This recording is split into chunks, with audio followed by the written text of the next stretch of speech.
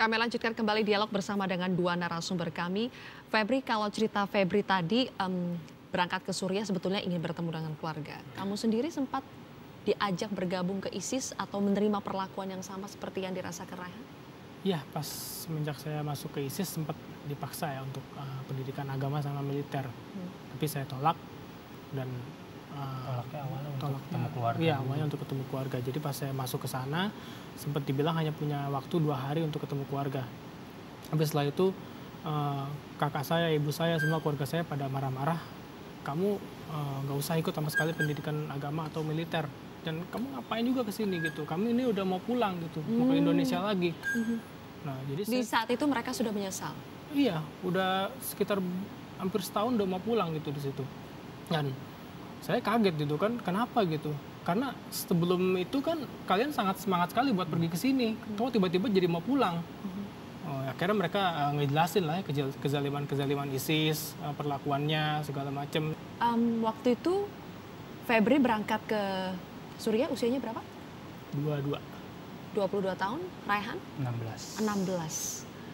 Usia yang relatif muda, kalian sudah waktu itu sudah lulus SMA atau belum? Belum sih, aku belum. Saya sudah. Sudah. Kalian sempat ini tidak sih?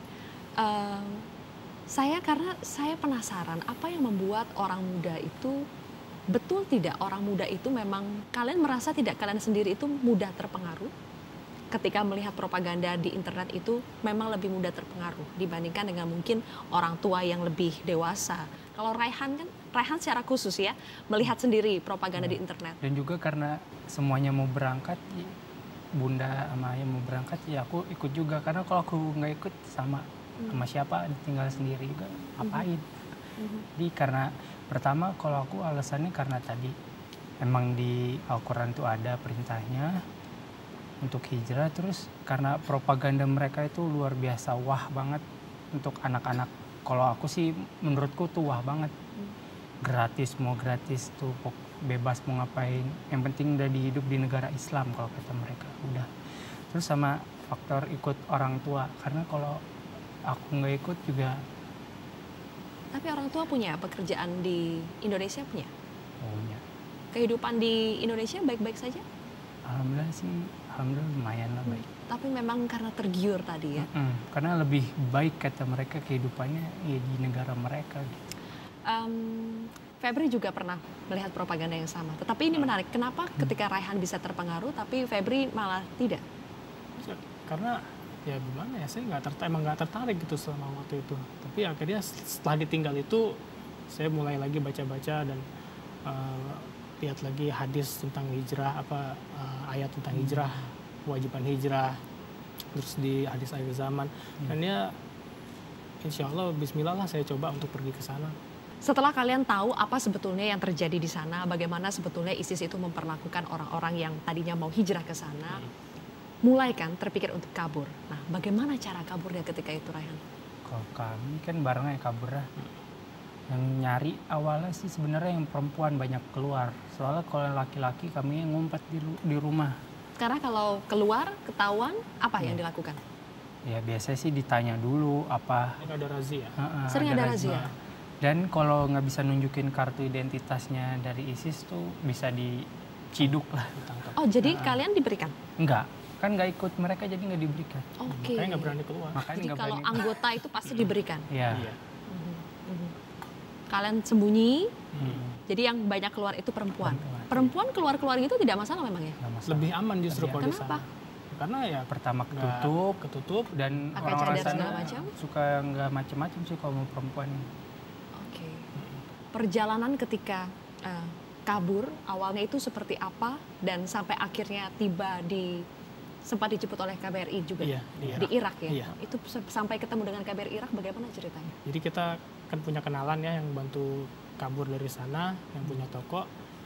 Kita sama-sama pergi ke rumah dia, terus dia punya teman smuggler yang kita dibawa ke perbatasan SDF di situ. Sekitar itu pakai apa? Pakai mobil. Pakai mobil. Pakai mobil. Terus sempat naik perahu juga, terus naik mobil lagi, dan pas mau masuk ke arah SDF itu juga sempat ditembakin dari pihak SDF-nya gitu. Jadi sempat 3 kali bolak-balik karena smugglernya itu belum koordinasi sama pihak SDF-nya. Oke. Jadi belum ada itu. Akhirnya percobaan pertama kita ditembakin, akhirnya balik lagi, kedua, dan akhirnya pas ketiga baru bisa. Balik lagi maksudnya balik ke Rumah apartemen tadi. smugglernya. Oh, Enggak, ke smuggler. Oke. karena kita udah Oke. keluar dari wilayah ISIS, kita di situ dulu sementara. Ya udah akhirnya masuk wilayah SDF. Di situ langsung ditampung ya di markasnya, kita dipisah yang laki sama perempuan habis itu. Satu hari di kami dibawa ke kota Tel Abyad, udah deket perbatasan dengan Turki, terus dipisah, yang laki-laki di penjara di Kobane dan perempuan di penampungan di Ainisa. Gitu. Di penjara tadi yang laki-laki. Iya, di penjara di Kobane. Sekitar 2 bulan. Kenapa di penjara? Nggak tahu, Ya, bilangnya sih nggak di bilangnya penjara. nggak di penjara, tapi ya di penjara akhirnya ternyata. Kalian dapat sel begitu? Pertama di isolasi, Pertama di ruang 21 isolasi. hari. Oke. Kami sekeluarga Baru berlima, di- baru setelah 21 hari digabung di tempat rame-rame di situ. Sampai akhirnya ketemu KBRI? Iya, karena selama di situ kan yang perempuan itu sempat diwawancara kan oleh Oke. pihak wartawan luar. Kita ingin keluar segala macam dan akhirnya KBRI-nya mendengar hal itu. Akhirnya berusaha untuk mengeluarkan kami semua.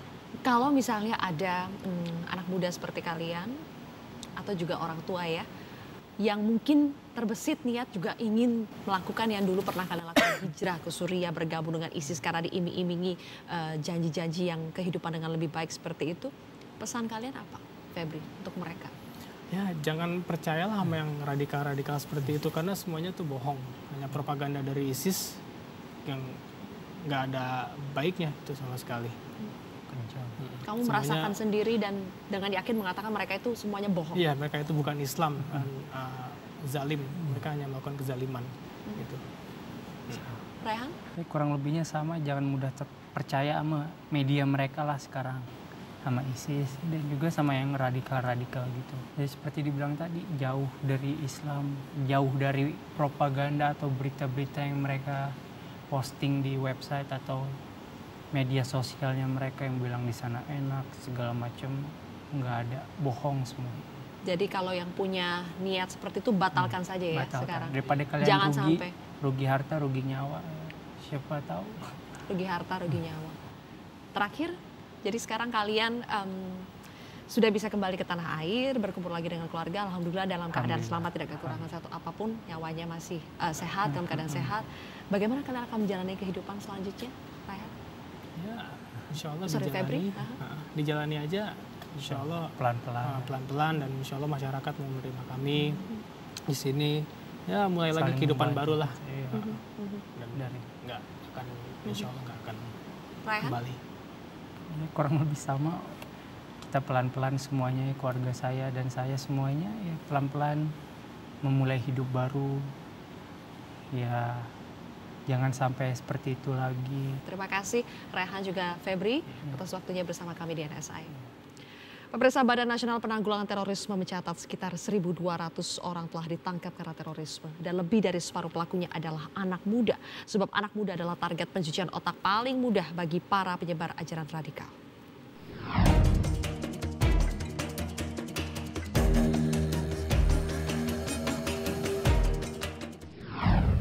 Pak Soehardi, betul gak sih Pak, anak muda zaman sekarang itu banyak yang terpapar radikalisme lewat internet Pak? Gini Silvi, penjelasannya adalah teknologi informasi merubah, bukan cuma masalah radikalisme, banyak sekali.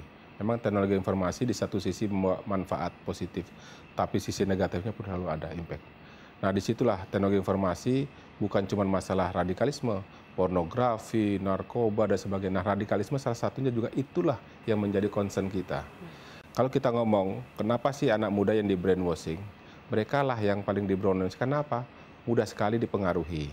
Mereka masih mencari jati dirinya. Dan kalau diprovokasi dia dengan hal-hal yang sifatnya semacam itu akan cepat. Kalau orang sudah matang kan akan berpikir sekali, dua kali, nggak bisa menelan seperti itu aja. Tapi kalau masih dengan jiwa mudanya, dia kan terpapar cepat itu. Nah, apalagi nggak punya pemahaman yang cukup masalah-masalah yang sifatnya spiritual dan sebagainya. Mudah terinspirasi. Nah, inilah yang kita jaga. Mudah-mudahan kita beberapa langkah yang perlu kita cermati kenapa anak muda jadi sasaran brainwashing. Nah itu kita cermati juga dengan pembuatan beberapa program di BNPT. Apakah sekarang media online, media sosial itu memang medium yang empuk sekali Pak untuk menyebarkan ajaran radikalisme? Faktanya iya. Kenapa? Kalau dulu baiat itu dia mesti bertatap langsung. Sifatnya doktrin, sifatnya offline. Tapi sekarang dengan kemajuan teknologi tidak lagi namanya bertatap langsung. Dia online semuanya. Dia cuci otaknya. Nanti offline kalau ada kelompok dia baru dia bikin kelompok. Tapi kalau nggak ada kelompok dia cukup dengan yang sifatnya online. Banyak sekali dicuci otaknya, makanya ada banyak fenomena lone wolf. Nah dia berdiri cuma dicuci otaknya dengan pemahaman-pemahaman radikal, kemudian diperintahkan untuk amalia dan sebagainya, dia ikut. Nah itu yang berbahaya. Makanya hati-hati betul bagi anak-anak muda yang katakan masih labil dan sebagainya untuk bisa terinspirasi nih. Sebenarnya ada juga langkah-langkah kok sebenarnya kita bisa untuk mengidentifikasi mereka. Nggak tiba-tiba juga terinspirasi kemudian makan radikalisme. Ada langkah-langkah yang bisa kita cari, kita coba telusuri, Silvi. Misalnya apa Pak? Jadi gini, kalau mereka anak-anak kita biasanya kumpul, kan senang kumpul kalau anak muda kan kumpul, tiba-tiba udah mulai menyendiri. Nah, itu masuk dalam proses kemudian menyendiri, kemudian memisahkan diri, kemudian bikin kelompok-kelompok eksklusif, tapi orang tidak boleh masuk. Itu udah tanda-tanda sebenarnya. Ya, nah itu kan bisa diidentifikasi kalau lingkungan mau care. Nah, oleh sebab itu untuk masalah pencegahan radikalisme sangat dibutuhkan care dari semua society, masyarakat kita ini gitu. Melihat itu. Pak, saya curiga jangan-jangan anak muda itu sebetulnya tidak terlalu paham. Radikalisme itu sebetulnya apa? Jangan-jangan mereka baca suatu artikel atau ada sharing tulisan dari siapa. Mereka pikir ini biasa saja, tapi ternyata itu mengandung konten radikalisme. Nah, pemahaman radikalisme seperti apa sih harus dipahami anak muda ini? Pendapat apa yang disampaikan Silvi itu.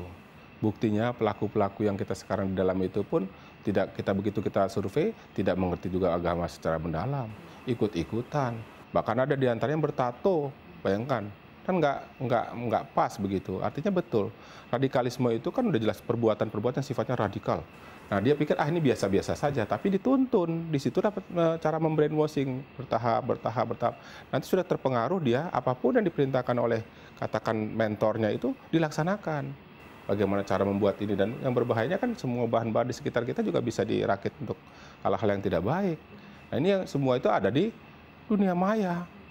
Ini yang mesti kita waspadai, Silvi, anak kita ini. Pak, segampang apa sih membrainwash anak muda itu lewat dunia maya, lewat tulisan-tulisan dunia maya? Mungkin banyak orang tua yang tidak percaya, masa anak saya begitu mudahnya bisa di-brainwash hanya lewat internet, lewat media sosial? Nah, jadi kan brainwashing kan tidak serta-merta langsung, ya. Jadi bertahap. Jadi ketika anaknya, contohnya si Ivan yang di Sumatera Utara, dia hari-hari kan di internet, di warnet. Di situ dicuci bagaimana pemahaman radikalnya dituntun dan sebagainya. Itu yang kita mesti waspadai. Nah, tapi ya, ini Silvi, salah satu program BNPT karena anak muda menjadi sasarannya, kenapa kami merekrut para bloggers netizen muda? Oleh ini udah 9 kota nih kita rekrut dari sekitar 600 ada 60 lah. Itu kita latih untuk memberikan pesan-pesan damai, pesan anti radikal kepada generasi muda dengan bahasa anak muda. Kalau kita menggunakan bahasa kita mana didengar, gitu kan. Tapi kalau menggunakan bahasa yang anak muda kan inovatif dan sebagainya, dengan bahasa dan gaya bahasa mereka tuh lebih bermakna. Milenial. Nah, itu lebih bagus itu. Bahwa ini salah, ini benar dan sebagainya kan lebih bermanfaat. Udah 9 kota kita sebarkan itu, dan masing-masing kota sekitar 60. Kita ambil dari sekian ratus blogger dan netizen yang punya followers banyak. Infiltrasi dari berarti semua. Dengan adanya perkembangan zaman dan teknologi informasi seperti ini, tentunya upaya kita untuk melawan radikalisme harus semakin berkembang. Bahkan harus lebih cepat dari mereka. Betul. Apa yang bisa kita upayakan dari BNPT sendiri bagaimana? Itu yang kami bikin program. Kami punya program 2 yang paling penting untuk pencegahan itu. Pertama, kontra radikalisasi untuk orang yang belum terpapar. Seperti anak-anak muda yang belum terpapar tadi, dengan salah satu contoh kami merekrut itu. Kemudian program deradikalisasi untuk yang sudah terpapar. Yang sudah terpapar ini, Silvi, bukan berarti yang melakukan saja. Yang keluarga yang melakukan kan juga terpapar juga. Nah, apa ada ajaran apapun agama yang membuat seperti itu? Nah, ini harus kita waspadai betul. Dan yakin kita bisa, sepanjang masyarakat bisa care dengan lingkungannya, semua kita bersinergi untuk kebaikan, yakin saya bisa mengendalikannya semua Indonesia ini. Terima kasih Pak Suhadi atas waktunya bersama kami. Sama-sama, Silvi. Anak muda memang menjadi sasaran empuk propaganda radikalisme. Lalu bagaimana mencegah dan merehabilitasi mereka yang telah terhasut? NSI akan membahasnya sesaat lagi.